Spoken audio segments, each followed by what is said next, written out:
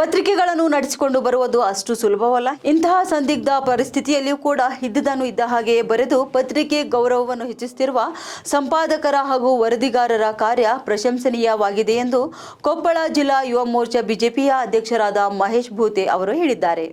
ಯಲಬುರ್ಗಾ ತಾಲೂಕಿನ ಕರಮಡಿ ಗ್ರಾಮದ ಬಯಲು ರಂಗಮಂದಿರದಲ್ಲಿ ಆಯೋಜಿಸಿದ ಸಂಪಾದಕ ಶರಣಪ್ಪ ಪಾಟೀಲ್ ರವರ ಸಾಹಿತ್ಯದಲ್ಲಿ ಮುನ್ನಡೆಯುತ್ತಿರುವ ಹಾಯ್ ಕೊಪ್ಪಳ ಪತ್ರಿಕೆಯ 13ನೇ ವರ್ಷದ ವಾರ್ಷಿಕೋತ್ಸವ ಕಾರ್ಯಕ್ರಮವನ್ನು ಉದ್ಘಾಟಿಸಿ ಮಾತನಾಡಿದ ಅವರು, ಪ್ರಜಾಪ್ರಭುತ್ವದಲ್ಲಿ ಪತ್ರಿಕೆಗೆ ಹೆಚ್ಚಿನ ಮಹತ್ವವಿದೆ. ಆಡಳಿತಾರೂಢ ಪಕ್ಷವನ್ನು ಸರಿದಾರಿಗೆ ತರುವ ಕೆಲಸವನ್ನು ಅವುಗಳು ಮಾಡುತ್ತಿವೆ. ನೇರ, ದಿಟ್ಟ, ನ್ಯಾಯಯುತವಾಗಿ, ಪಕ್ಷಾತೀತವಾಗಿ ಹಾಗೂ ವಾಸ್ತವಿಕ ನೆಲೆಗಟ್ಟಿನಲ್ಲಿ ಪತ್ರಿಕೆಗಳು ಕೆಲಸ ಮಾಡಿದಾಗ ಮಾತ್ರ ಪತ್ರಿಕೆಗಳು ಜನಮಾನಸದಲ್ಲಿ ಉಳಿಯುತ್ತವೆ. ಆ ದಿಶೆಯಲ್ಲಿ ಸಂಪಾದಕ ಶರಣಪ್ಪ ಪಾಟೀಲ್ ರವರ ಪತ್ರಿಕೆ ಮಾಡುತ್ತಿರುವುದು ಶ್ಲಾಘನೀಯವಾಗಿದೆ ಎಂದು ಹೇಳಿದ್ದಾರೆ.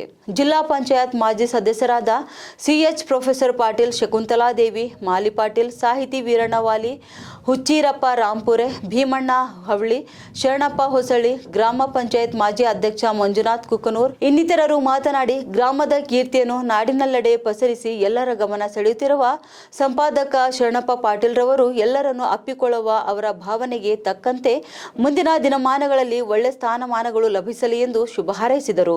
ಗ್ರಾಮದ ಐತಿಹ್ಯವನ್ನು ವಾಸ್ತವವಾಗಿ ಬರೆದು ಪುಸ್ತಕ ರೂಪದಲ್ಲಿ ಹೊರಬಂದರೆ ಮುಂದಿನ ಪೀಳಿಗೆಗೆ ಗ್ರಾಮದ ಇತಿಹಾಸ ತಿಳಿಯುವಂತೆ ಕೆಲಸವಾಗಬೇಕಾಗಿದೆ ಎಂದು ಹೇಳಿದ್ದಾರೆ. ಹಾಯ್ ಕೊಪ್ಪಳ ಪತ್ರಿಕೆಯ ಸಂಪಾದಕರಾದ ಸಂಪಾದಕ ಶರಣಪ್ಪ ಪಾಟೀಲ್ ರವರು ಅಧ್ಯಕ್ಷತೆ ವಹಿಸಿ ಮಾತನಾಡಿದ ಅವರು, ಪತ್ರಿಕೆಯ 7 ಬೀಳುಗಳಲ್ಲಿ ಪತ್ರಿಕೆಯ ಓದುಗರು ನನ್ನ ಜೊತೆಗೆ ಇದ್ದು ನನ್ನನ್ನು ಮುನ್ನಡೆಸಿಕೊಂಡು ಬಂದಿದ್ದಾರೆ. ನನ್ನ ಯಶಸ್ಸಿನ ಹಿನ್ನೆಲೆಯಲ್ಲಿ ಜನರ ಪ್ರೀತಿ ಇದೆ. ಆ ವಿಶ್ವಾಸವನ್ನು ಉಳಿಸಿಕೊಂಡು ಬಂದಿರುವ ಸಂತೃಪ್ತಿ ಕೂಡ ನನಗಿದೆ ಎಂದು ಹೇಳಿದ್ದಾರೆ.